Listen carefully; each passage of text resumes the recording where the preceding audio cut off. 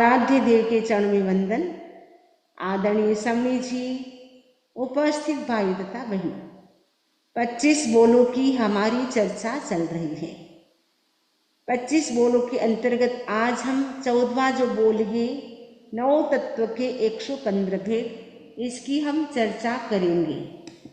9 तत्व को जानना जरूरी है, क्योंकि 9 तत्व पे श्रद्धान होने से ही, 9 तत्व को समझने से ही हमें सम्यक दर्शन की प्राप्ति होती है। जब सम्यक दर्शन की प्राप्ति होती है, तब हमारा श्योर मोक्ष का रिजर्वेशन हो जाता है। इसीलिए 9 तत्व को जानना जरूरी है। 9 तत्व के टोटल 115 भेद हैं। पिछले सेशन में हमने जीव तत्व, अजीव तत्व और पुण्य तत्व, 3 तत्व की चर्चा की थी। जीव तत्व के 14 भेद, सूक्ष्म एक इंद्रिय के 2 भेद, अपर्याप्त पर्याप्त, बादर एक इंद्रिय के 2 भेद, अपर्याप्त पर्याप्त, द्वेंद्रिय, त्रेंद्रिय, चतुरेंद्रिय, असंगी पंचेंद्रिय, संगी पंचेंद्रिय, सभी के अपर्याप्त पर्याप्त के भेद से जीव के 14 प्रकार हो जाते हैं। पिछले सेशन में हमने डिटेल से चर्चा की थी। और अजीव तत्व के भी 14 प्रकार हैं, इसकी भी हमने चर्चा की थी। अजीव है धर्माष्टिकाय, अधर्माष्टिकाय, आकाशाष्टिकाय, काल, पुद्गलाष्टिकाय। इनमें प्रथम 4 हैं वो अरूपी हैं और पुद्गलाष्टिकाय वो रूपी हैं। तो धर्माष्टिकाय, अधर्माष्टिकाय, आकाशाष्टिकाय के 3-3 भेद हैं। स्कंद, देश, प्रदेश, तो टोटल 9 हो गए। काल का एक भेद काल, और पुद्गलाष्टिकाय के 4 भेद, स्कंद, देश, प्रदेश और परमाणु, टोटल 14 भेद हो जाते हैं। तो पिछले सेशन में हमने इसकी डिटेल से चर्चा की थी। पुण्य के 9 प्रकार, अन्न, पान, लयन, शयन, वस्त्र, मन, वचन, काय, नमस्कार। इनका संबंध साधु से है, क्योंकि साधु को देने से ही पुण्य होता है, यानी निर्जरा होगी, निर्जरा के साथ पुण्य का बंध अपने आप होता है। ये पुण्य के 9 प्रकार हैं, इसकी भी हमने चर्चा की थी। आज हम आगे के तत्व की चर्चा करेंगे, क्योंकि टोटल 9 तत्व हैं। 9 तत्व में से हमने जीव तत्व को समझा, अजीव तत्व को समझा और पुण्य तत्व को समझा।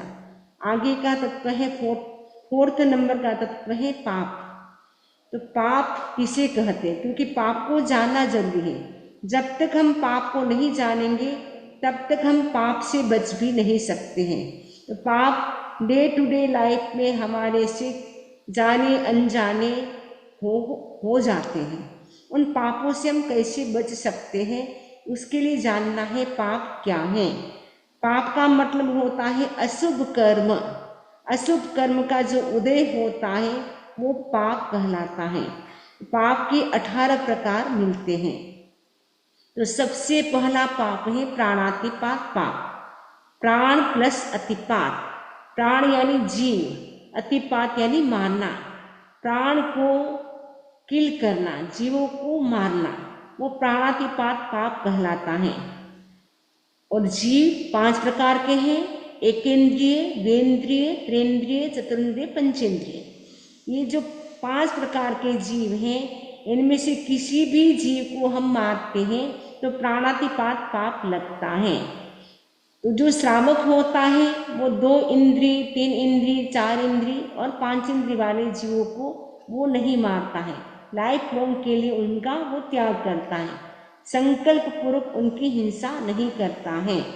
और जो स्थावर जीव हैं, उनसे गृहस्थ बच नहीं सकता है, क्योंकि रसोई का काम होता है, सफाई का काम होता है, जॉब का काम होता है, उनमें कोई न कोई प्रकार की हिंसा हो जाती है। तो स्थावर जीवों की हिंसा से तो बच नहीं सकता है, लेकिन उसको मिनिमाइज कर सकता है। तो हिंसा का रिजल्ट क्या होता है? नरक। हिंसा व्यक्ति नहीं करता है, लेकिन हिंसा के परिणाम, हिंसा के भाव भी अगर हमारे चलते हैं, उससे भी व्यक्ति प्राणी नरक में जा सकता है। ऐसा आगमों में एग्जाम्पल भी मिलता है तंदुल मत्स्य का। उसने हिंसा नहीं की थी, मन से सोचा था ये मगरमच्छ कितना मूर्ख है, इसके स्थान पर अगर मैं होता तो सभी जीवों को गटागट खा जाता। वो खा भी नहीं सकता था, क्योंकि वो इतना छोटा, तंदुल यानी चावल का दाना कितना छोटा होता है, उतना छोटा था, लेकिन वो संगी था जिसके कारण उसने मन से ही मन ऐसे सोचा और जिसके कारण 48 मिनट का ही उसका आयुष्य था। उतने सी देर में उसने 7वीं नरक का बंद कर लिया और 7वीं नरक में चला जाता है। तो जीवों की हिंसा से हम कितने बच सकते हैं, उसके लिए हमें चिंतन करना है। आवश्यक हिंसा तो श्रावक को करनी पड़ती है, लेकिन अनावश्यक हिंसा से श्रावक बच सकता है। तो पहला पाप है प्राणातिपात, दूसरा है मृषावाद पाप। मृषा यानी झूठ, वाद यानी बोलना, झूठ बोलना, कहना कुछ करना कुछ। कई व्यक्ति होते हैं ऑफिस में बोलते हैं मैं औंधा में हूँ, घर में होते हैं बोलता है मैं ऑफिस में हूँ। आजकल फ़ोन आने से भी कई प्रकार के झूठ बोले जाते हैं। तो झूठ बोलने से पाप कर्म का बंद होता है। और कहा जाता है हिंसा करने वाले तो नरक में जाते हैं, लेकिन झूठ बोलने वाले योग शास्त्र में कहा है वो निगोद में भी जा सकता है। इसलिए हम झूठ से बचे। कितना हम झूठ से बच सकते हैं? कई व्यक्ति होते हैं छोटी छोटी बातों में या बात बात में झूठ बोलते रहते हैं। आगम में कहा है 10वें कालिक सूत्र में 4 कारणों से जीव झूठ बोलता है। कुहावा, लोहावा, भयावा, हासावा। यानी कुहा यानी क्रोध के वशीभूत होकर, लोहा यानी लोभ के वशीभूत होकर, कोहा लोहा भया यानी भय, जब डर लगता है, फियर लगता है, तब व्यक्ति झूठ बोलता है। लोहा यानी लोभ के वशीभूत होकर, ग्रीड होती है, तब व्यक्ति क्या करता है, झूठ बोल देता है। तो झूठ बोलने से कर्म का बंधन होता है। और निगोद में या तिरंज गति, झूठ बोलने के जो 4 कारण हैं, इसमें झूठ बोलना है। झूठ बोलने वाला तिरंज गति में भी जा सकता है, निगोद में भी जा सकता है। और निगोद में चले गए तो वहाँ डेथ एंड बर्थ की साइकिल निरंतर चलती रहती है। एक श्वासोश्वास में भी हम श्वास लेते हैं छोड़ते हैं, उतनी सी देर में भी वो 17 बार जन्म मरण कर लेते हैं। और अंतर मुहूर्त में 65,536 बार जन्म मरण हो जाते हैं। तो निगोद में जन्म और मरण, डेथ एंड बर्थ का भयंकर पेन होता है। इसीलिए हम ऐसे स्थानों में जाने से बचने के लिए हम क्या करें, झूठ न बोले। एटलीस्ट जो बड़ी झूठ होते हैं उससे तो हम बच सकते हैं। सूक्ष्म झूठ होती है उससे श्रावक नहीं बच सकता है, लेकिन जो बड़ी झूठ होती है उससे बचने का प्रयास करें। तीसरा पाप है अदत्तादान। अदत्त प्लस आदान। अदत्त का मतलब है बिना दी हुई, आदान यानी ग्रहण करना, यानी बिना दी हुई वस्तु को हम ग्रहण करते, वो अदत्तादान पाप है। सीधे शब्दों में कहे तो चोरी करना, चोरी करना पाप है। किसी की बिना पूछे चीज हम ले लेते हैं, या कभी आप पार्टी में गए या मैरिज में गए, वहाँ बहुत सारे लोग आते हैं, किसी के अटैची खोल करके अच्छी चीज निकाल ली बिना पूछे, जो ओनर था उसकी आपने परमिशन नहीं ली, अपने आप उनकी चीज आपने निकाल ली, वो चोरी का पाप लगता है। या चोर को सपोर्ट करते हैं या चोरी का माल लेते हैं, वो भी अदत्तादान पाप के अंतर्गत ही आता है। और चोरी करने वाला भी नरक में जा सकता है। इसलिए चोरी से भी हम बचने का प्रयास करें, ऑनेस्टी से काम करें। या तो अमेरिका में प्राय लोग ऑनेस्टी से ही काम करते हैं। मैथुन पाप, चौथा पाप है मैथुन पाप। अब्रह्मचर्य का सेवन वो भी पाप है, क्योंकि भगवती सूत्र में कहा है एक बार यदि अब्रह्मचर्य का सेवन करते हैं उससे क्या होता है, 9 लाख जीव उत्पन्न होते हैं और बाद में वो वापस सारे मर जाते हैं। 1-2 जीव बचते हैं, वो बच्चे के रूप में उत्पन्न होते हैं। उसमें जीवों की हिंसा ज़्यादा होने से मैथुन को पाप कहा गया है। 5वां पाप है परिग्रह पाप। परिग्रह का मतलब है परि यानी चारों से, ग्रह यानी पकड़ना, चारों ओर से लेने की कोशिश करना, ज़्यादा से ज़्यादा परिग्रह बढ़ाने की कोशिश करना। तो परिग्रह को हम कितना मिनिमाइज कर सकते हैं, जितना पोजीशन परिग्रह आपके पास ज़्यादा होगा तो मेंटेन में भी आपका ज़्यादा समय लग जाएगा। कई लोग होते बहुत सारी ड्रेसेस होती हैं, फिर जब पार्टी में जाना होता है चॉइस करने में भी टाइम लग जाता है। इसलिए आपको जितनी ज़रूरत है उतनी ड्रेस रखें। अगर नई लेनी है तो पहले की जो 2 पुरानी उसको निकालें, फिर आप 2 नई लें, ताकि आपके पास ज़्यादा परिग्रह न बढ़े। वैसे ही सारी चीज़ों के लिए कर सकते हैं। तो आपको लगे 1 साल से ये चीज़ यूज में नहीं आ रही है तो उसको आप निकाल दें, ताकि जो बेचारे पुअर लोग हैं उनको तो काम आ सकती है। तो परिग्रह का मतलब है ज़्यादा से ज़्यादा बढ़ाने की कोशिश न करें। परिग्रह का मतलब अटैचमेंट भी होता है। भगवान महावीर स्वामी ने 10वें कालिक सूत्र में कहा है, मूर्छा परिग्रहो वृत्तो। मूर्छा को परिग्रह कहा गया है। मूर्छा है यानी अटैचमेंट। आपके पास चीज छोटी है लेकिन आपका उसके प्रति इतना अटैचमेंट है, वो परिग्रह की कैटेगरी में आ जाता है, इसीलिए वो भी पाप है। क्रोध पाप, क्रोध कर यानी गुस्सा करना, गुस्सा करना भी पाप कहा जाता है, क्योंकि गुस्से से कर्म का बंधन होता है। तो गुस्सा करने वाले की गति भी अनंतानुबंधी, अगर गुस्सा है तो वो श्योर नरक में जाता है। तो अनंतानुबंधी क्रोध, मान, माया, लोभ, एक्सट्रीम लेवल के जो कसाय होते हैं उससे व्यक्ति की गति नरक में होती है, नरक गति में हो जाता है। तो यदि हमें नरक गति से बचना है तो हमारा जो कसाय है, क्रोध, मान, माया, लोभ, ये जो 4 कसाय हैं उनको हम कितना कम कर सकते हैं।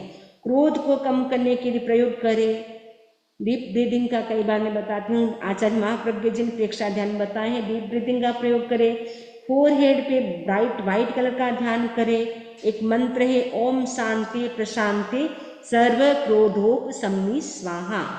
ये मंत्र प्रयोग करें, 21 टाइम्स बोले, एक गिलास पानी लेकर के उस पानी को पी ले, ताकि गुस्सा शांत हो जाएगा। तो क्रोध करने का परिणाम भी कहा जाता है बड़ा उसका कड़वा होता है, क्योंकि क्रोध से हमारा हेल्थ तो खराब होता ही है, उसके साथ साथ हमारी जो एनर्जी होती है वो भी लॉस होती है, और आध्यात्मिक दृष्टि से भी नुकसान होता है। क्रोध करने वाला व्यक्ति की गति सद्गति नहीं होती है, और व्यवहारिक दृष्टि से हेल्थ खराब होता है, एनर्जी लॉस होती है, और क्रोध में कोई भी डिसीजन भी सही नहीं होता है। इसलिए क्रोध के समय कोई डिसीजन भी नहीं लेना चाहिए, क्रोध के समय खाना भी नहीं खाना चाहिए, और कोई डिसीजन भी नहीं लेना चाहिए। क्रोध वाला व्यक्ति होता है, क्रोधी व्यक्ति, उसकी जो वर्षों की फ्रेंडशिप होती है वो भी खत्म हो जाती है।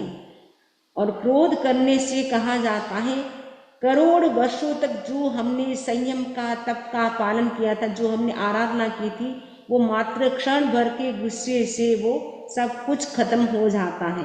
जैसे गोदाम होता है, कॉटन का गोदाम, उसमें एक चिंगारी अगर आप डालेंगे तो पूरा गोदाम जल करके भस्म हो जाता है। वैसे क्रोध की छोटी सी चिंगारी भी हमारे करोड़ों वर्ष की साधना को वो डिस्ट्रॉय कर सकती है, खत्म कर सकती है। इसलिए क्रोध से बचने का प्रयास करें। मान पाप, तो मान यानी ईगो, अहंकार करना। ईगो कई प्रकार का होता है, खाणक सूत्र में 8 प्रकार के मान बताए हैं, मत बताए हैं। तो किसी व्यक्ति को रूप का मद होता है, किसी को जाति का, किसी को कुल का, किसी को ज्ञान का होता है, किसी को तप का होता है, तो किसी को लाभ का होता है। 8 प्रकार के मद हैं। अहंकार करने वाला व्यक्ति भी सद्गति को प्राप्त नहीं होता है। जब तक अहंकार होता है तब तक ज्ञान भी नहीं आता है, और अहंकारी व्यक्ति को केवल ज्ञान की प्राप्ति भी नहीं हो सकती है। तो बाहुबली का एग्जाम्पल देते हैं कि बाहुबली को अहंकार था, जब तक अहंकार रहा तब तक केवल ज्ञान की प्राप्ति नहीं हुई, लेकिन जैसे ही उन्होंने अपने ईगो को हटाया तुरंत ही केवल ज्ञान की प्राप्ति होगी। तो ईगो करने से भी कर्म का बंधन होता है। जिसका हम मान करते, अभिमान करते, नेक्स्ट बर्थ में वो चीज हमें नहीं मिलती। सपोज आपने रूप का अहंकार किया तो नेक्स्ट बर्थ में आपका रूप होगा वो सुंदर नहीं होगा, अगली होगा, ब्यूटी नहीं होगी। जिसका भी हम अहंकार करेंगे वो चीज हमें वो नहीं मिलेगी। इसलिए कहा जाता है जिसका करोगे मत वो हो जाएगा सारा रद्द। माया पाप, माया ने छल कपट करना, लुकाव छुपाव करना, कहना कुछ करना कुछ। कई व्यक्ति होते हैं ऊपर से तो मीठा बोलते हैं, मुख में राम बगल में छुरी। ऊपर से तो मीठा मीठा बोलते हैं लेकिन अंदर से कुछ और चलता है, कहना कुछ करना कुछ। माया करने वाला भी तिरंज गति में जाता है। तत्वार्थ सूत्र में आचार्य उमा स्वाति ने कहा है कि माया करने वाला व्यक्ति तिरंज गति यानी एनिमल्स बन जाएगा, बर्ड्स बन जाएगा। तिरंज गति तो बहुत बड़ी है, एक इंद्रिय से लेकर के पंचेंद्रिय तक के जीव होते हैं वो तिरंज गति में आ जाते हैं। तो तिरंज गति में वो कोई भी योनि में उत्पन्न हो सकता है माया करने वाला। तो छल कपट से हम बचते रहे, लुकाव छुपाव न करें, जो कुछ है वो एकदम साफ सुथरा हमारा रहे। तो माया से हम बचे, क्योंकि माया भी पाप है, माया करने वाला होता है उसकी भी सुगति नहीं होती है। लोभ पाप, लोभ यानी ग्रीड, ग्रीड इतनी होती है व्यक्ति को और मिल जाए, और मिल जाए, और मिल जाए, उसके पीछे वो घूमता रहता है। 99 का चक्कर होता है, सोचे 100 रुपया हो जाए, 100 रुपये के चक्कर में वो घूमता रहता है। तो 99 का चक्कर है वो व्यक्ति को घुमाता रहता है। लोभ यानी ग्रीड, ज़्यादा पाने की इच्छा। यदि 100 मिल गया है तो 1000 मिल जाए, 1000 मिल गया है तो मुझे 1,00,000 रुपया मिल जाए, 1,00,000 मिल गया तो करोड़ मिल जाए। आगे से आगे व्यक्ति की इच्छा बढ़ती जाती है। उत्तरार्जुन सूत्र में हमने अभी पढ़ा था, जहाँ लाहो तहाँ लोहो, लाहा लोहो पवड्डे। जैसे जैसे व्यक्ति को लाभ होता है वैसे वैसे व्यक्ति का लोभ भी बढ़ता जाता है। जैसे लाभ होता जाएगा वैसे लोभ बढ़ता जाएगा, यानी जैसे डिजायर्स पूरी होती जाएगी तो नई डिजायर्स और उत्पन्न हो जाती। एक इच्छा पूरी होती है तो दूसरी इच्छा और उससे बढ़कर पूरी बढ़ती जाती है। तो उत्तरार्जुन सूत्र में भगवान ने कहा है कि व्यक्ति को कैलाश पर्वत के समान सोना चांदी के कितने ही ढेर मिल जाए फिर भी उसका पेट नहीं भरता, उसकी इच्छा शांत नहीं होती है, क्योंकि इच्छाओं आकाश समा अनंत्या, इच्छा है वो आकाश के समान अनंत है। आकाश का और छोर नहीं है, वैसे ही हमारी जो इच्छाएं हैं वो कभी शांत होने वाली नहीं। जितना भी मिलता जाए और इच्छाएं बढ़ती जाती हैं। लोभ को भी हम कंट्रोल करें, लोभ को संतोष से जीते, माया को ऋजुता से जीते, मान को मृदुता से जीते, क्रोध को उपशम से जीते। तो ये जो 10वीं कालिक सूत्र में इसके उपाय बताए हैं। तो क्रोध को उपशम से जीतना है, मान है तो हम सॉफ्टनेस, हमारा व्यवहार है, बिहेवियर है वो सॉफ्टनेस होना चाहिए, नम्र होना चाहिए, सरलता और संतोष, ये गुण हमारे भीतर आ जाते हैं तो उन पापों से हम बच सकते हैं। नेक्स्ट पाप है राग पाप और द्वेष पाप। राग और द्वेष का जोड़ा है, रागोय दोषो व्यय कम्म बियम। उत्तरार्जुन सूत्र का जो 32वां चैप्टर है उसमें भगवान कहते हैं रागोय दोषो व्यय कम्म बियम, यानी राग और द्वेष ये कर्म के बीज है, सीड है। राग और द्वेष से ही कर्म का बंधन होता है। या तो कोई व्यक्ति हमें अच्छा लगता है या नहीं लगता है, तो राग होता है तो उसके प्रति हमारा मोह बढ़ता जाता है। राग और द्वेष ये भी मोह का प्रकार है, मोह की फैमिली है।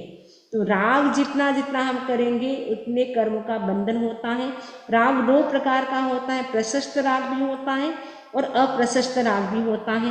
प्रशस्त राग गौतम स्वामी को भगवान के प्रति था, भगवान महर्षि स्वामी के प्रति था, तब तक केवल ज्ञान की प्राप्ति नहीं, भगवान के प्रति राग था फिर भी केवल ज्ञान की प्राप्ति नहीं हुई। यदि हमारा और किसी के प्रति राग होगा तो फिर हमारा क्या होगा?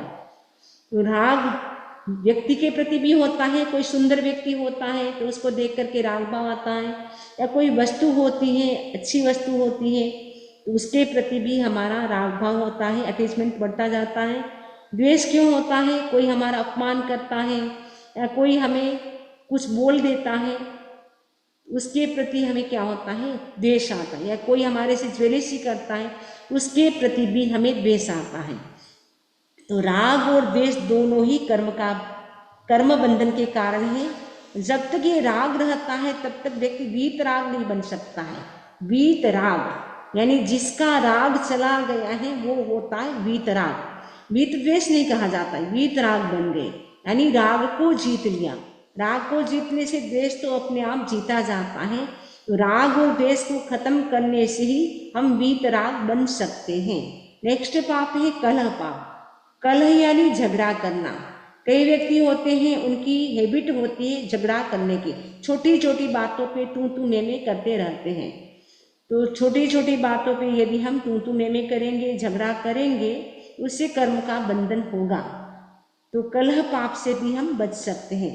अभ्याख्यान, अभी आख्यान, अभी आख्यान का मतलब होता है झूठा आरोप लगाना।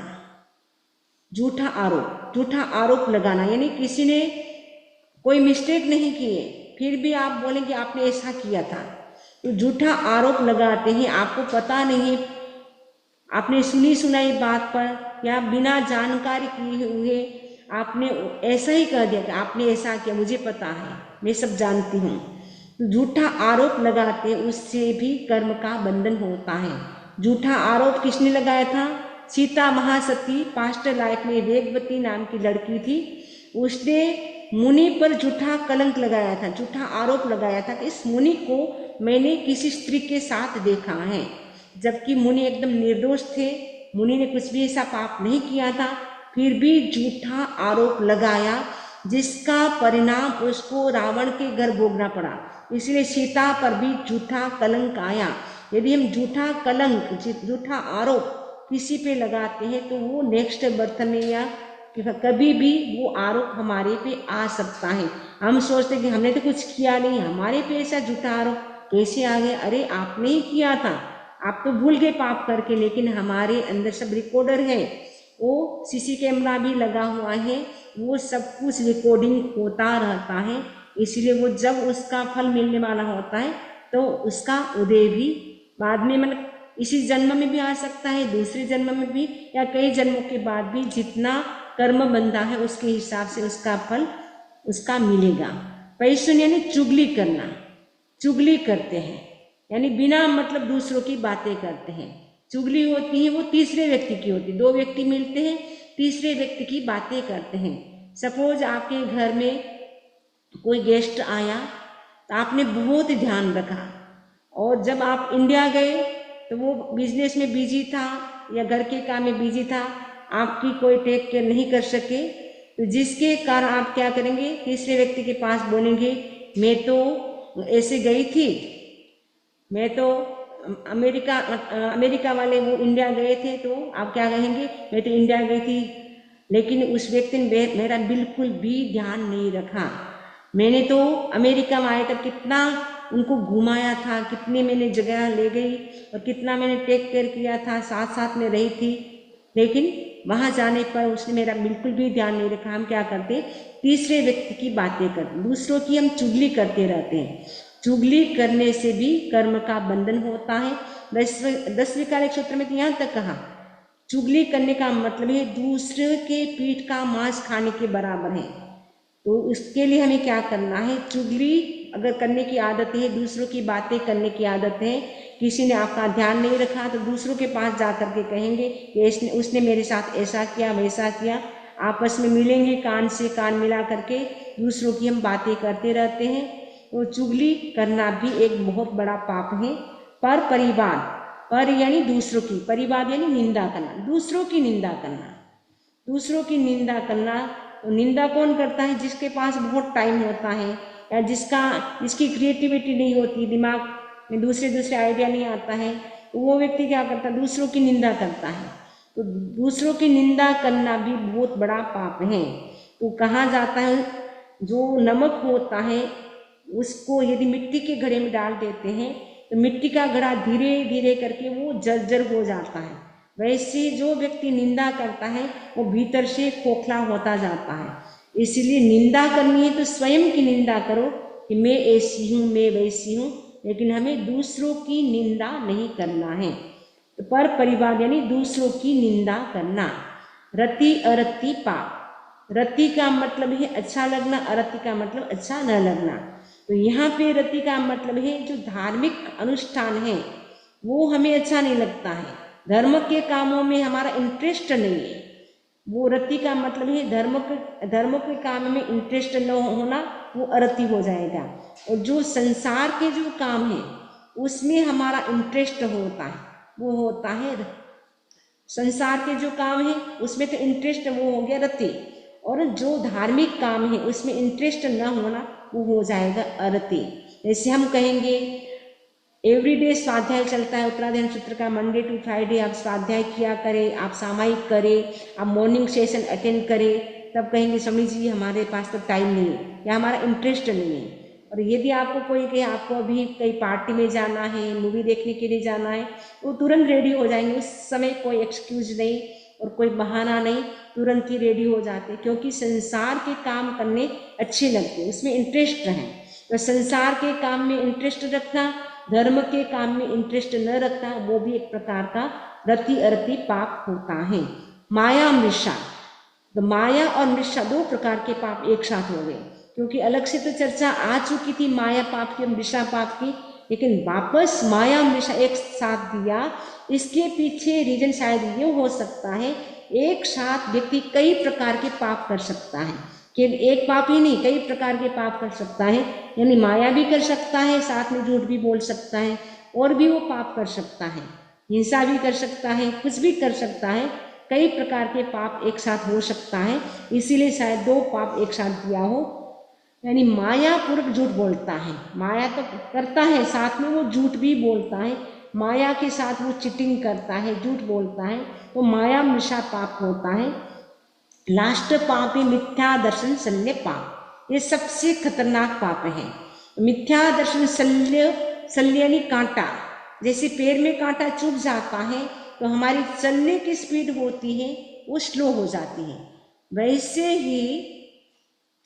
वैसे ही जब तक मिथ्या दर्शन शल्य रूपी कांटा रहेगा तब तक मोक्ष की स्पीड कम हो जाएगी। यानी मिथ्यात्व रहेगा तब तक तो मोक्ष है ही नहीं। जब मिथ्यात्व रूपी कांटा निकलेगा हमारी आत्मा से, तब मोक्ष की ओर हमारा कदम आगे बढ़ सकता है। तो मिथ्या दर्शन शल्य, तो ठाणक सूत्र में 3 प्रकार के शल्य बताए हैं, निदान शल्य, माया शल्य और मिथ्या दर्शन शल्य। ये 3 प्रकार के शल्य हैं।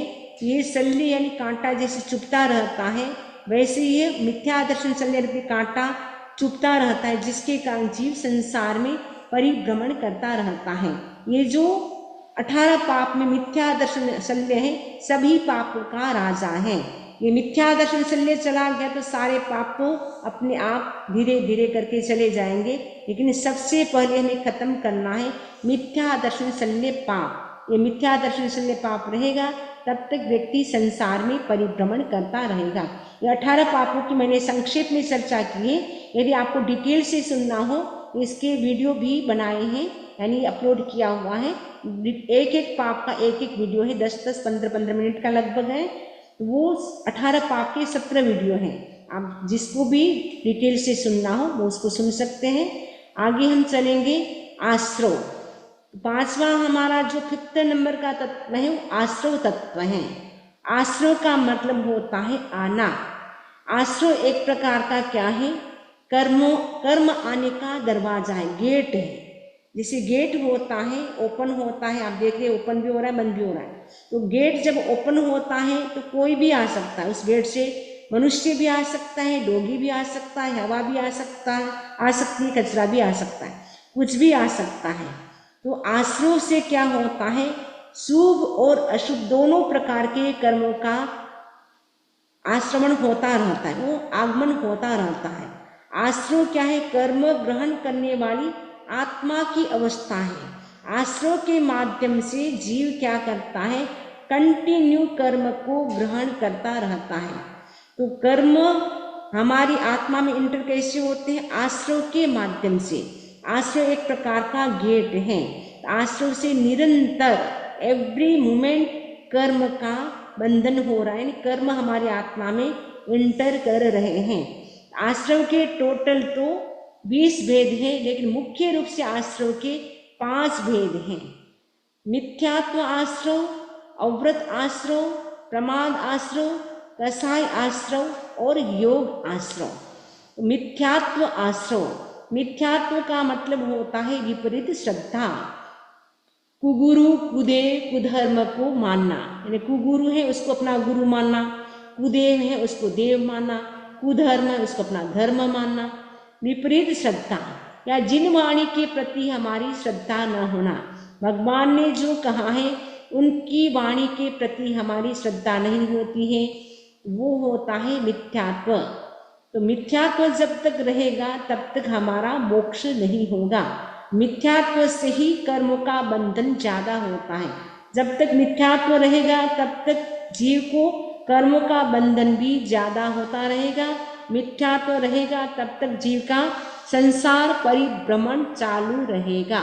इसलिए मिथ्यात्व को भी आश्रव कहा गया है, क्योंकि मिथ्यात्व से निरंतर कर्मों का आश्रवण यानी आगमन यानी एंटर होता रहता है। अव्रत आश्रव, अव्रत का मतलब है व्रत करने की इच्छा न होना। आप कई लोग होते हैं वो खाते नहीं चीज फिर भी वो त्याग नहीं करेंगे। कई लोग होते हैं प्रवचन में आते हैं 2-2 घंटा 3-3 घंटा बैठते हैं, लेकिन उनको कहते हैं सामायिक कर लो, तो नहीं समझ जी कोई अचानक फोन भी आ सकता है, कोई मैसेज भी आ सकता है, हम सामायिक तो नहीं करेंगे। यानी त्याग करने की इच्छा नहीं होती। कई चीज ऐसी होती जिसको हम खाते भी नहीं है, जिसका नाम भी नहीं सुना है, फिर भी उसको त्यागने की इच्छा नहीं होती। नहीं पता नहीं कब काम पड़ जाए, ऐसा व्यक्ति के मन में डाउट रहता है, तो त्याग करने की इच्छा नहीं होती है। अव्रत से निरंतर कर्म का बंधन होता रहता है, क्योंकि अव्रत का कनेक्शन आत्मा के साथ निरंतर होने से अव्रत से कर्म इंटर हमारी आत्मा में एवरी मोमेंट अव्रत से होते रहते हैं। तो अव्रत से कर्म का बंधन कैसे होता है? आपने कोई चीज खाई नहीं, पी नहीं, कुछ भी नहीं किया, लेकिन आपने त्याग नहीं किया तो वो कर्म का बंधन होगा। आप हिंसा नहीं करते हैं, सपोज झूठ भी नहीं बोलते, चोरी भी नहीं करते हैं, फिर भी आपने त्याग नहीं किया है उसका, हिंसा करने का, झूठ बोलने का त्याग नहीं किया, तो कर्म का बंधन होता रहेगा। एग्जाम्पल से हम समझ सकते हैं, सपोज आप इंडिया जाते हैं, भारत जाते हैं, आप यहाँ घर बंद करके गए, आपका 1 महीने के लिए कंप्लीट घर बंद है, कुछ भी आप यूज नहीं करें, लेकिन जैसे ही आप भारत से अमेरिका आते हैं और आते ही आपको 1 महीने का जो बिजली होती है, पानी होता है, उसका बिल आता है। क्यों आता है? क्योंकि आपने डिस्कनेक्ट नहीं किया था। वैसे ही हम त्याग नहीं करते हैं तब तक आश्रम डिस्कनेक्ट नहीं होता है, इसीलिए कर्म का बंधन होता रहता है। त्याग करने से एक प्रकार का लोक लग जाता है, क्योंकि गेट खुला था तो खुला होने से कोई भी आ सकता है, लेकिन गेट को हमने क्लोज कर दिया, वो त्याग करने से क्लोज होता है। जब तक हम त्याग नहीं करते तब तक वो क्लोज नहीं होता है। औरत का कनेक्शन चालू रहने से आपको कर्म का बंधन होता रहता है। आपको क्या, हम सभी को कर्म का बंधन होता रहता है, इसलिए त्याग करना जरूरी है। दिन भर में हम कितना त्याग कर सकते हैं उसके बारे में हमें सोचना है। प्रमाद आश्रव, प्रमाद का मतलब लेजीनेस, अध्यात्म के प्रति उत्साह न होना। यह प्रमाद का मतलब है जो स्पिरिचुअल चीज है, जो धार्मिक अनुष्ठान है, उसके प्रति हमारा उत्साह न होना, वो प्रमाद है। तो प्रमाद व्यक्ति को बहुत आता है। धार्मिक कामों में प्रमाद आता है, माला फेरना है, सामायिक करना है, ध्यान करना है, उसमें आलस्य आता है, आज नहीं कल कर लेंगे। लेकिन बाकी जो संसार के काम है उसमें प्रमाद नहीं आता है, उसको तो बड़ा उत्साह के साथ करता है। लेकिन जब धार्मिक अनुष्ठान करना होता है उसमें आलस्य आता, नहीं आज नहीं कल कर लेंगे, आज तो बहुत थक गए। अगर उसी समय कोई आए फ्रेंड आपका और कहे आपको मूवी देखने के लिए चलना है, तुरंत रेडी हो जाएंगे। लेकिन उस समय कोई आपको कहेंगे नहीं अभी सेंटर चलना है, व्याख्यान होगा, प्रवचन लेक्चर सुनना है, तब नहीं आज नहीं, नेक्स्ट जब संडे होगा तब हम जाएंगे, उसमें प्रमाद आ जाता, आलस्य आ जाता है। धार्मिक कामों में हम आलस्य करते, प्रमाद करते, वो आश्रव होता है। इसलिए भगवान महावीर स्वामी ने हमें मैसेज दिया है, समयम गोयम मापमाये। उत्तरायण सूत्र का जो 10वां चैप्टर है, 37 श्लोक है, उसमें 36 टाइम्स आचार्य भगवान महावीर ने क्या बोला था, समयम गोयम मापमाये। ये गौतम क्षण भर भी प्रमाद मत करो। ये मैसेज केवल गौतम के लिए नहीं था, हम सभी के लिए था। तो प्रमाद भी एक प्रकार का आश्रव है, यानी प्रमाद करने से भी कर्म का बंधन होता रहता है। चौथा है कषाय आश्रव। कष प्लस आय, कष यानी संसार, आय यानी प्राप्ति, वृद्धि, जिससे संसार की वृद्धि होती रहती है, वो कषाय आश्रव होता है। यानी क्रोध, मान, माया, लोभ, ये 4 प्रकार के कषाय हैं। उस कषाय से संसार की वृद्धि होती है, जन्म मरण हमारे बढ़ते जाते हैं। संसार रूपी जो जन्म मरण का जो वृक्ष है वो हमारा उसको सिंचन मिलने से वो बढ़ता जाता है। तो कषाय को हमें कम करना है। अभी हमने बताया था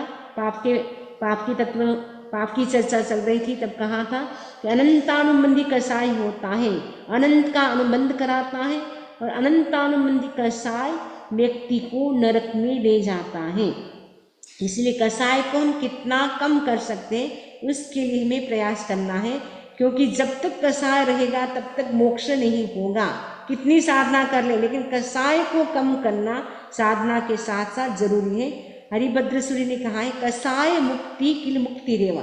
कषाय से मुक्ति होने से ही, कषाय से मुक्त होने से ही हमारी मुक्ति हो सकती है। जब तक कषाय खत्म नहीं होगा तब तक मोक्ष हमारा डिले हो जाएगा, बहुत लेट हो जाएगा।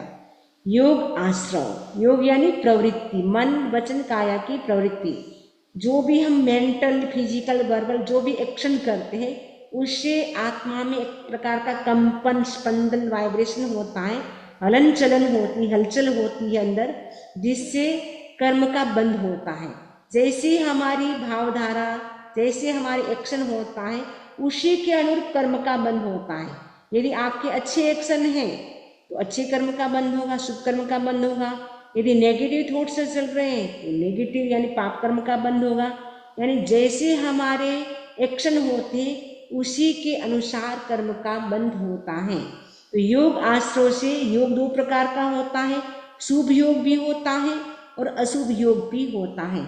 शुभ योग में शुभ प्रवृत्ति करते हैं, मेंटल फिजिकल वर्बल वो शुभ प्रवृत्ति गुड एक्टिविटीज होती है उसके द्वारा। और अशुभ योग होता है तब हमारी मेंटल फिजिकल वर्बल जो नेगेटिव एक्टिविटी होती है उससे हमारे अशुभ कर्म का बंध होता है। तो हमें देखना है कि हमारा आश्रय कौन सा है, शुभ योग है या अशुभ योग है, हम कौन से भावधारा में रहते हैं। हमारे मेंटल फिजिकल वर्बल जो भी एक्शन है वो हमारे कैसे हैं वो हमें चेक करना है। नेक्स्ट है हमारा ये जो आश्रम, इसके मुख्य रूप से तो 5 भेद हैं, लेकिन विस्तार से आश्रम के 15 भेद और हैं, तो टोटल आश्रम के 20 भेद हो जाते हैं। तो योग आश्रम के ही ये 15 प्रकार और हैं।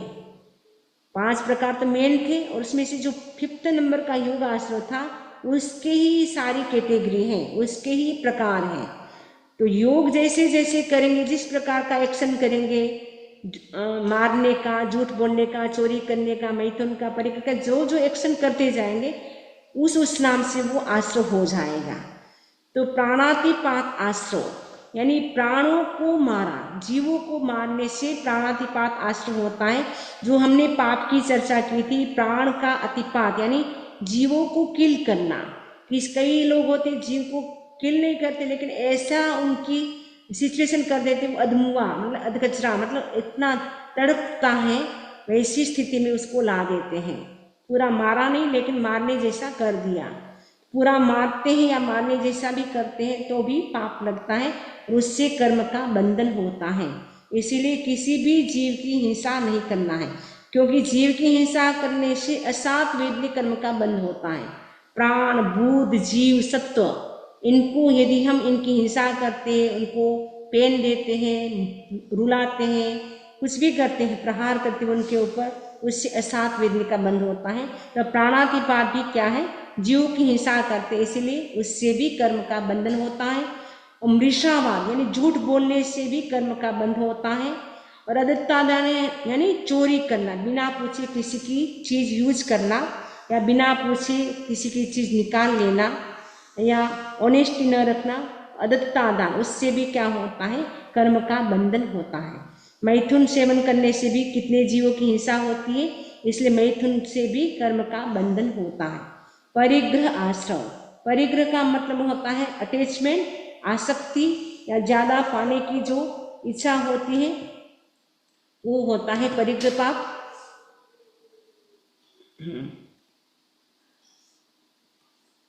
परिग्रह आश्रय पाप ने परिग्रह आश्रय, क्योंकि परिग्रह में व्यक्ति की क्या होती है, ज्यादा से ज्यादा पाने की इच्छा और पाने के बाद उसके प्रति व्यक्ति का अटैचमेंट बढ़ता जाता है। तो जितना जितना मोह होता है उतने उतने कर्म का बंधन भी अधिक होता है। जितना अटैचमेंट, जहाँ आसक्ति वही उत्पत्ति, जहाँ प्रीति वही उत्पत्ति। जहाँ हमारी आसक्ति होती है परिग्रह के प्रति, यानी मनी के प्रति आसक्ति होती है, तो कई बार व्यक्ति मर करके वो सांप बन जाता है, उसी तिजोरी पे वो आकर के बैठ जाता है। कभी कभी वो चूहा भी बन जाता है, घर में आकर के वो घूमता रहता है, क्योंकि उसका परिग्रह के प्रति अटैचमेंट रह गया था। इसके कारण उसकी दुर्गति हो गई। श्रोतेंद्रिय आश्रम, श्रोतेंद्रिय यानी श्रोत्र यानी कान। ये जो कान से जो हम सुनते रहते हैं, वो कान से हम अच्छे शब्द भी सुनते हैं और कभी कभी जो नहीं सुनना चाहिए वैसे शब्द भी आते हैं। तो कभी कभी सॉन्ग बहुत अच्छे आते हैं तो व्यक्ति को सुनने की इच्छा करती है और उसके प्रति व्यक्ति का राग हो जाता है और सुनने की इच्छा करता है। यानी धार्मिक सॉन्ग सुने उसमें कोई दिक्कत नहीं, लेकिन जो फिल्म के ऐसे ऐसे सॉन्ग होते हैं तो जिससे व्यक्ति के भीतर विकार पैदा हो वैसे सॉन्ग होते हैं, लेकिन उनको अच्छा लग रहा है तो श्रोतेंद्रिय का क्या है, वो प्रवृत्ति करता है, संयम नहीं करता है सुनने का। तो श्रोतेंद्रिय भी एक प्रकार का क्या आश्रम हो जाता है। तो श्रोतेंद्रिय आश्रम इसीलिए हो जाता है क्योंकि हमारा उसके प्रति राग द्वेष चलता रहता है। अच्छे सॉन्ग आएंगे, बहुत अच्छे आ रहे हैं, अगर नहीं आ रहे तो अरे ये क्या चला दिया आपने, बंद करो इसको, बंद करो। तो उस क्योंकि जो भी शब्द आते हैं उसके प्रति हमारा राग द्वेष चलता रहता है, इसलिए श्रोतेंद्रिय आश्रम हो गया। चक्षु इंद्रिय आश्रम इसीलिए कहा क्योंकि आंखों से हमारे सामने बहुत सारी चीजें आती रहती हैं, बहुत सारे रूप आते हैं, बहुत सारी वस्तुएं होती हैं, अलग अलग प्रकार की होती हैं। कभी बहुत अच्छी वस्तु होती है, उसको देख करके बहुत हैप्पी हो जाते, वाह कितनी सुंदर है, ये कहाँ से लाए, हम भी ऐसी लाएंगे। किसी का घर आपको देखने के लिए ले गए, हमने नया घर लिया है, नया हाउस लिया है, तो आप देखने के लिए चले, अरे वाह क्या सुंदर घर बनाया है, आपने ये फर्नीचर कहाँ से लाया, नेक्स्ट हम भी बनाएंगे, ऐसा ही घर बनाएंगे। या कोई मूवी अच्छी चल रही है, मूवी को देख करके आपका मन, वाह क्या मूवी है, कितनी सुंदर सुंदर दृश्य हैं, तो वो राग द्वेष हमारा उसके प्रति चलता रहता है। तो किसी का मतलब कोई बुरी अच्छी मूवी नहीं लगी तो अरे ये कैसी मूवी है, और वैसे ही व्यक्ति के प्रति भी हो सकता है, वस्तु के प्रति भी हमारा राग द्वेष हो सकता है। चक्षु इंद्रिय भी एक प्रकार का क्या है, राग द्वेष का कारण बन जाता है, इसलिए उससे भी कर्म का बंधन होता है। घ्राणेन्द्रिय यानी स्मेल भी अच्छी भी होती है और बुरी भी होती है, गुड और बैड दोनों प्रकार की स्मेल होती है। तो गुड स्मेल होती है तो आपको बहुत अच्छी लगती है, जैसे सूंघते ही रहे, लेकिन बैड स्मेल आती है तुरंत ही आप अपना नाक को बंद कर देते हैं और बोलते अरे दूर चला जा, तुम्हारे शरीर से बहुत बदबू आ रही है। तो अगर हम किसी के प्रति हम घृणा करते हैं तो नेक्स्ट बर्थ में हमारे शरीर से बदबू यानी बैड स्मेल आने लगेगी। इसीलिए हमें कभी भी किसी के बॉडी से अगर बदबू भी आ रही है, बैड स्मेल भी आ रही है, तो हमें उसे हिट नहीं करना चाहिए। तो राग द्वेष उसके प्रति भी हो जाता है, अच्छी स्मेल होती है तो राग हो जाता है और बैड स्मेल होती है तो द्वेष हो जाता है, इसलिए इससे भी कर्म का बंधन होता है। रसनेन्द्रिय यानी टेस्ट जो अच्छा होता है तो तारीफ करेंगे, वाह कितना सुंदर बनाया है, कितना अच्छा बनाया है। भूख नहीं होते भी खाने की कोशिश करेंगे, या आपको अच्छा नहीं लग रहा है तो उसके प्रति द्वेष करेंगे, कैसा खाना बनाया है, बिल्कुल भी आपको बनाना ही नहीं आता है तो बार बार द्वेष करते जाएंगे। आचार्य श्री महाश्रमण जी कई बार कहा करती है यदि आपको नहीं पाता है तो उस खाने को छोड़ दें, लेकिन उसकी निंदा न करें, तारीफ भी न करे, निंदा भी न करे, जो भी है वो समता से खा ले, क्योंकि इस बॉडी को हमें रेंट देना है, उस भाव से खा ले। तो जो भी आया है आपके सामने, आपको लगे ये हेल्थ के लिए अनुकूल नहीं है तो उसको छोड़ दे, लेकिन उसकी निंदा न करे, द्वेष न करे। तो द्वेष करने से और राग करने से क्या होता है, कर्म का बंधन होता है। इसलिए रसनेन्द्रिय को भी आश्रव कहा गया है। स्पर्शनेन्द्रिय प्रवृत्ति आश्रव, स्पर्शनेन्द्रिय यानी टच होता है, कभी बहुत हॉट होता है, कभी कोल्ड होता है। जैसे समर का टाइम होता है तो बहुत ठंडी लगती है, अरे ये समर का टाइम नहीं, समर के टाइम में तो बहुत गर्मी लगती है, विंटर का टाइम होता है तो बहुत ठंडी लगती है। तो गर्मी ठंडी आती है तो आप वेदर को भी कभी कभी बोले अरे कैसा वेदर आ गया है, अभी बहुत ही ठंड लग रही है, तो ठंड लग रही है तो आप शॉल ओढ़ सकते हैं, अगर गर्मी लग रही है तो आप खुली हवा में बैठ सकते हैं। लेकिन उसके प्रति हमें जो भी स्पर्श आपको ठंडा गर्म जो भी आपको हो रहा है, फीलिंग जो भी हो रही है, उसके प्रति राग द्वेष न करें। मन प्रवृत्ति आश्रम, मन की प्रवृत्ति यदि हमारी बेड है, यानी नेगेटिव थॉट्स मन में चल रहे हैं, उससे भी कर्म का बंधन होता है। जैसा कि पहले मैंने बताया, मन से व्यक्ति नरक को भी प्राप्त कर सकता है, मन के भावों से व्यक्ति मोक्ष को भी प्राप्त कर सकता है। नमी राजर्षि का उदाहरण है प्रसन्नचंद्र राजर्षि का।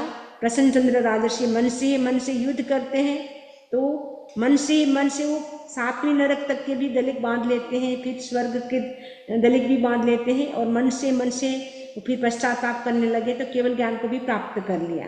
मन से व्यक्ति मोक्ष को भी प्राप्त कर सकता है, मन की प्रवृत्ति से वो नरक को भी प्राप्त कर सकता है। वचन, मन में तो हम मन से तो सोचते रहते हैं, लेकिन वचन से हम बोल करके ऐसे शब्दों का प्रयोग करते हैं, सामने वाले को हर्ट होता है। तो सामने वाले व्यक्ति को हर्ट किया हमने, उससे भी क्या होता है, कर्म का बंधन होता है। ये पापकारी शब्दों का प्रयोग करते हैं, सावध्य वचनों का प्रयोग करते हैं, पापकारी भाषा का, सावध्य भाषा का हम प्रयोग करते हैं, उससे भी कर्म का बंधन होता है।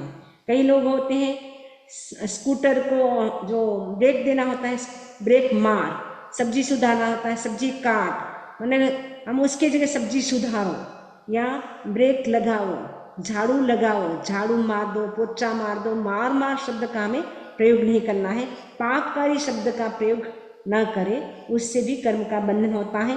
काय आश्रय, यानी बॉडी से हम जो भी हिंसा की एक्टिविटीज करते हैं, जो भी मारने की, या जो भी हम हमारी बॉडी से संसार के जो भी हम काम करें एक प्रकार के, वो संसार के जो भी काम करते हैं, उससे भी क्या होता है, कर्म का बंधन होता है। शरीर से यदि आप सामायिक करते हैं, उपवास करते हैं, मेडिटेशन करते हैं, स्वाध्याय करते हैं, वो तो संवर हो जाएगा, लेकिन ये हो जाएगा आश्रव, जो भी हम बेड एक्टिविटीज करेंगे शरीर से। बंडोपकरण आश्रव, बंड यानी पात्र, और उपकरण जो साधु के पास जो पात्र होते हैं या जो गृहस्थ होते हैं उनके पास भी होते हैं पात्र, यानी बर्तन होते हैं, आपके पास पोट होते हैं।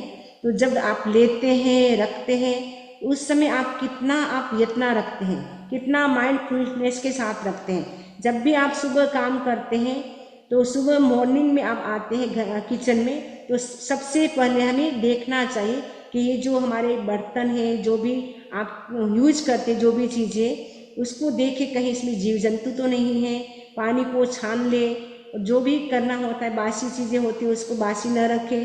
तो उसको हम चूल्हा जो यूज करते हैं उसको भी पूंछ सकते हैं, तो हम कितना पापों से बच सकते हैं। लेकिन जब हम यत्न नहीं रखते हैं, पात्र लेने में, रखने में हम फटाफट लेते हैं, फटाफट रखते हैं, कभी कभी कोई जीव होता है उसकी भी मृत्यु हो सकती है। इसलिए जो भी पात्र है, बर्तन है, जो भी है, उपकरण है, पेन, पेंसिल, बुक, जो भी चीज़ें हैं, उसको लेने रखने में असावधानी रखते हैं तो आश्रव हो जाता है, और सावधानी रखेंगे तो वो संवर हो जाएगा। सूची कुशाग्र मात्र आश्रव, सूची का मतलब सुई की नोक जितना भी, सूची यानी सुई, कुश अग्र, सूची की जो सुई के अग्र भाग जितना, यानी सुई की नोक कितनी छोटी होती, उतना सा भी हम पाप का सेवन करते हैं, वो भी एक प्रकार का क्या हो जाता है, आश्रव हो जाता है। इसलिए ये आश्रव को हमने सुन करके हमें समझना है, हम ऐसा कोई काम न करें जिससे हमारे कर्म का बंधन हो। आश्रव से तो निरंतर कर्म का बंधन होता है, लेकिन क्या कर्मों से मुक्ति भी संभव है? भगवान ने कहा हाँ, कर्मों से मुक्ति भी संभव है। हमारी आत्मा में जो निरंतर कर्म जो इंटर हो रहे थे उसको हम स्टॉप भी कर सकते हैं। स्टॉप करने का माध्यम है संवर। संवर है वो क्या है, एक प्रकार का क्लोज गेट है। आश्रव था वो ओपन गेट था, ओपन गेट से तो इंटर होती रहती है एवरी मोमेंट कर्म, लेकिन जो जब गेट क्लोज हो जाता है तब कर्म आना बंद हो जाता है, नए कर्म का आना बंद हो जाता है। तो संवर का मतलब है कर्म का निरोध करने वाली आत्मा की जो अवस्था है उसे संवर कहा जाता है। जितने जितने हम कर्मों को क्या करते, स्टॉप करते जाते हैं, रोकते जाते हैं, वो कर्म कैसे रुकेंगे, जितना हम संवर का मतलब संयम करेंगे, त्याग करेंगे। तो जितनी लाइफ हमारी संयम की होगी उतना हमारा क्या है, कर्म का बंधन भी कम होता जाएगा। जितना आप एंजॉय करेंगे और त्याग नहीं करेंगे उससे कर्म का बंधन ज़्यादा होगा। तो संवर में हम क्या करते हैं, नए कर्मों के बंधनों को हम स्टॉप करते हैं। पुराने कर्म तो हम तपस्या करेंगे तब वो खत्म हो जाएंगे, लेकिन नए कर्म जब एंटर नहीं होंगे तो पुराने कर्म तो हम तपस्या से भी खत्म कर सकते हैं। तो संवर से हम नए कर्म को बंद कर देते हैं। तो आश्रव तो गेट खुला था और संवर में गेट क्या हो गया, बंद हो गया। आश्रव भव का हेतु है, संवर मोक्ष निदान। संवर को मोक्ष का कारण कहा है। आचार्य हरिभद्र सूरी ने संवर को मोक्ष का कारण कहा है, आश्रव को संसार का कारण कहा है। क्योंकि आश्रव यानी कर्म का आना, जब तक कर्म आते रहेंगे एंटर होते रहेंगे हमारी आत्मा में, तब तक संसार परिभ्रमण होता रहेगा। लेकिन जैसे नए कर्म स्टॉप हो जाएंगे आना, तो ऑटोमेटिकली हमारा मोक्ष की ओर हमारी गति होगी, सुपर फास्ट गति होगी। जितना हम त्याग करेंगे उतनी सुपर फास्ट हमारी गति होगी। आपकी फ्लाइट यदि स्लो होती है तो क्या है, आप बहुत धीरे धीरे आप अपने जहाँ जाना है वहाँ पहुँच पाएंगे। लेकिन आपने सुपर फास्ट आपने फ्लाइट पकड़ी है या ट्रेन पकड़ी है, आप बहुत जल्दी चले जाएंगे। वैसे ही मोक्ष जाने के लिए भी हमें फ्लाइट लेना है। तो फ्लाइट भी होती है, एक तो डायरेक्ट फ्लाइट होती है मोक्ष की, एक होती है वाया माया। तो जो साधु संत होते हैं उनकी डायरेक्ट फ्लाइट होती है, वो सीधे मोक्ष जा सकते हैं। तो श्रावक की जो फ्लाइट होती है वो वाया वाया होती है, यानी डायरेक्ट न जा करके वो बीच में जैसे देवगति में गया और फिर वहाँ से महादेव क्षेत्र से वो मोक्ष जा सकता है। लेकिन मोक्ष तो जा सकता है, तो वो कैसे जा सकता है, संवर करने से, संयम करने से। तो संवर है वो भी 5 प्रकार का होता है। ऐसे तो संवर के भी 20 प्रकार है। जैसे आश्रव के मुख्य 5 भेद थे, वैसे ही संवर के भी मुख्य 5 भेद हैं। और आश्रव के जैसे टोटल हमने 20 भेद किए, वैसे ही संवर के भी टोटल 20 भेद हो जाते हैं। तो ये जो संवर है वो आश्रव का प्रतिपक्षी है। उसमें तो कर्म आ रहे थे, इसलिए सारे कर्म स्टॉप हो रहे हैं। तो उसमें था मिथ्यात्व। मिथ्यात्व जब खत्म होगा तो क्या प्रकट होगा, सम्यक्त्व। सम्यक्त्व संवर होगा। मिथ्यात्व खत्म होगा तब तो सम्यक्त्व होगा। लेकिन संवर कब होगा, जब हम त्याग करेंगे। क्योंकि सम्यक्त्व तो नरक के जीवों के भी होता है, देवगति के जीवों के भी होता है, लेकिन वह संवर नहीं होता है, सम्यक्त्व होता है। लेकिन मनुष्य ही एक ऐसा प्राणी है जिनके जो सम्यक्त्व संवर की साधना कर सकता है। सम्यक्त्व संवर की साधना श्रावक भी कर सकता है। तो क्योंकि श्रावक के सम्यक्त्व संवर होता है, क्योंकि सम्यक्त्व आ गया आपको, उसके बाद एक चीज का आपने लाइफ लॉन्ग के लिए त्याग कर दिया, आपका सम्यक्त्व संवर हो गया। अनंतानुबंधी क्रोध, मान, माया, लोभ, सम्यक्त्व मोहनी, मिथ्यात्व मोहनी, मिश्र मोहनी, ये 7 प्रकृति का क्षय हुआ या क्षोभसम हुआ या क्षम हुआ, तब सम्यक दर्शन की प्राप्ति हुई। लेकिन जब अप्रत्याख्यान वर्णी जो चतुष्क हैं, क्रोध, मान, माया, लोभ, उनका भी जब क्षोभसम हुआ तब आपके भीतर क्या हुआ, त्याग करने की भावना जागृत हुई। आपने जो त्याग किया उससे संवर हुआ। जब तक त्याग नहीं करेंगे तब तक संवर नहीं होगा। नारकी के जीव, देवगति के जीव सम्यक्त्व को प्राप्त कर सकते हैं, लेकिन संवर की साधना नहीं कर सकते हैं, क्योंकि वो त्याग नहीं कर सकते हैं। तो सम्यक्त्व संवर यानी सम्यक्त्व प्राप्ति होने से हमारा मोक्ष का रिजर्वेशन हो जाता है। और जब हम त्याग करते हैं तब हम संवर की कैटेगरी में आ जाते हैं और हमारा जो संसार परिभ्रमण वो लिमिट हो जाता है सम्यक्त्व की प्राप्ति होने से। और व्रत संवर, व्रत का मतलब है त्याग करने की इच्छा। आपके पास सब चीज प्राप्त है, फिर भी आप कहेंगे कि आज मुझे ये चीज नहीं खानी है, या कंप्लीट आप त्याग करते हैं लाइफ लॉन्ग के लिए। जो साधु संत होते हैं उनके लाइफ लॉन्ग के लिए 3 करण 3 योग से पापकारी प्रवृत्ति का यानी हिंसा, झूठ, चोरी, मैथुन, परिग्रह का कंप्लीट लाइफ लॉन्ग के लिए त्याग होता है। तो साधु तो लाइफ लॉन्ग के लिए कर सकता है, लेकिन श्रावक तो नहीं कर सकता है। तो श्रावक के लिए देश विरति होता है और साधु के लिए सर्व विरति होता है। ये जो व्रत संवर है वो साधु के होता है, सम्यक्त्व संवर है वो श्रावक के होता है। तो बाकी के जो ये सारे संवर है 20 भेद, वो उसके बाद जो 19 हैं वो सम्यक संवर को छोड़ करके 19 के 19 है वो साधु के होता है। अप्रमाद संवर यानी बिल्कुल भी प्रमाद न करना। 7वां गुण स्थान वाला जो साधु होता है वो एकदम अप्रमत। अप्रमाद का मतलब आत्मा के प्रति अवेयरनेस, आत्मा के प्रति अवेयरनेस बढ़ जाती है 7वें गुण स्थान में, वो होता है अप्रमाद संवर। उनके त्याग का है और साथ में आत्मा के प्रति जागरूकता भी बढ़ गई। मैं आत्मा हूँ ऐसा उनको एहसास होता है और आत्मा के प्रति भी प्रति एवरी मोमेंट वो जागरूक रहते हैं, इसलिए वो एक क्षण भी वो प्रमाद नहीं करते हैं। अकसाय संवर यानी क्रोध मान माया लोभ, ये 4 कसाय है वो न करना। क्रोध भी न करना, मान माया लोभ चारों कसाय न करना और उसका त्याग कर देना, वो अकसाय संवर। अयोग संवर का मतलब है मन वचन काया की जो प्रवृत्ति एक्टिविटीज हमारी जो चलती है वो कंप्लीट रुक जाती है 14वें गुण स्थान में। 14वें गुण स्थान का टाइम तो बहुत कम है, अ ई उ रे उतना सा टाइम है, लेकिन उस समय क्या होती है योग की प्रवृत्ति यानी मन वचन काया की जो एक्टिविटी जो होती है मेंटल फिजिकल वर्बल वो सब कुछ स्टॉप हो जाती है, तो अयोग संवर होता है। 13 गुण स्थान तक तो योग संवर ही रहता है, लेकिन 14वें गुण स्थान में ये अयोग संवर होता है।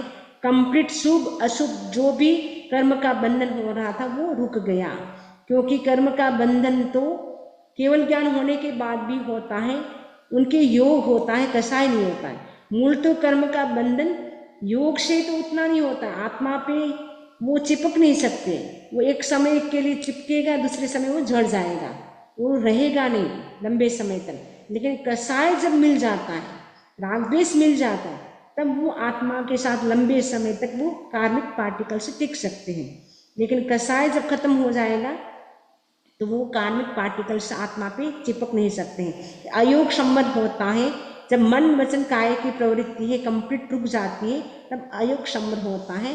ये संवर के 5 भेद मुख्य हैं। इसी प्रकार 15 भेद हैं वो व्रत संवर के, शेष जो 15 भेद हैं वो व्रत संवर के हैं, यानी जीवों की हिंसा न करना, झूठ न बोलना, चोरी न करना और ब्रह्मचर्य का पालन करना, अपरिग्रह रखना और श्रोतेंद्रिय निग्रह यानी कानों का संयम करना, चक्षु इंद्रिय निग्रह आँखों का संयम करना, प्राणेंद्रिय निग्रह स्मेल जो भी आ रही है उसमें भी संयम करना यानी रागद्वेष न करना, और स्पर्शनेंद्रिय निग्रह यानी जो भी हमें स्पर्श हो रहा है, टच हो रहा है, ठंडा या गर्म जो भी हो रहा है उसमें भी हमें क्या है उसका भी निरोध करना, और मनोनिग्रह मन का भी निग्रह करना यानी मन से भी यदि हम कर सकते तो शुभ योग मनोयोग, मनोनिग्रह यानी अशुभ योग है जो नेगेटिव थॉट्स हैं उसके बारे में हम चिंतन नहीं करते हैं। यदि प्लानिंग भी करनी है वो धर्म की करता है, मुझे सामायिक करना है, मुझे संवर करना है, आज सुबह उठ करके पूरे दिन में मुझे ये धार्मिक काम करना है। मनोनिग्रह वचन का निग्रह, वचन से भी वो पापकारी भाषा का प्रयोग नहीं करता है, और काय निग्रह शरीर का भी निग्रह यानी शरीर से वो सामायिक करता है या मेडिटेशन करता है, स्वाध्याय करता है, शरीर से भी वो अच्छी प्रवृत्ति करता है। मनोनिग्रह वचन निग्रह काय निग्रह, भंडोपकरण रखने में इतना न करना, उसमें इसमें तो एकदम जागरूकता से भंडोपकरण पात्र है, बर्तन है, पेन पेंसिल बुक्स लैपटॉप जो भी है उनको क्या है सावधानी से लेते हैं, सावधानी से रखते हैं। लेकिन ये जो साधु के लिए है तो साधु के लिए तो पात्र कुंजनी ओघा जो भी होते पेन पेंसिल उनको वो सावधानी से लेते हैं, सावधानी से रखते हैं। और सूची कुशाग्र मात्र दोष सेवन न करना, सूची कुशाग्र सुई की नोक पर, नोक कितनी छोटी होती उतना सा भी वो प्रमाद नहीं करते हैं, तो वो होता है उतना सा भी वो दोषों का सेवन नहीं करते हैं, वो होता है सूची कुशाग्र मात्र दोष सेवन न करना, तो वो संवर हो जाएगा। इस प्रकार संवर के भी टोटल 20 भेद हो जाते हैं। आज हमने पाप तत्व, आश्रव तत्व और संवर तत्व की चर्चा की है। पाप तत्व से हम कैसे बचे और आश्रव तत्व से कैसे बचे, उसको बचने के लिए हम प्रतिदिन 14 नियम करें, 12 व्रत, और आगे जब आपकी भावना जागे तो 12 व्रत की साधना कर सकते हैं, और डे टू डे लाइफ में आप खाते पीते भी त्याग कर सकते हैं। खाना खाया, लंच किया, डिनर किया, ब्रेकफास्ट किया, त्याग कर लिया, उस जितना जितना त्याग करते जाएंगे नए नए कर्मों के बंधनों को हम स्टॉप करते जाएंगे। तो नए नए कर्मों को बंधन जो हो रहे हैं उनको स्टॉप करने के लिए हम त्याग करें। तो 14 नियम 12 व्रत ये करें और खाते पीते भी त्याग करें, जिससे हम जल्दी से जल्दी मोक्ष को प्राप्त कर सकते हैं। इस आशा के साथ ओम अरहम ओम अरहम। भगवान की वाणी के विरुद्ध कुछ भी बोला हो तस्मिच्छामि दुक्कड़म। किसी को कोई प्रश्न हो पूछ सकते हैं।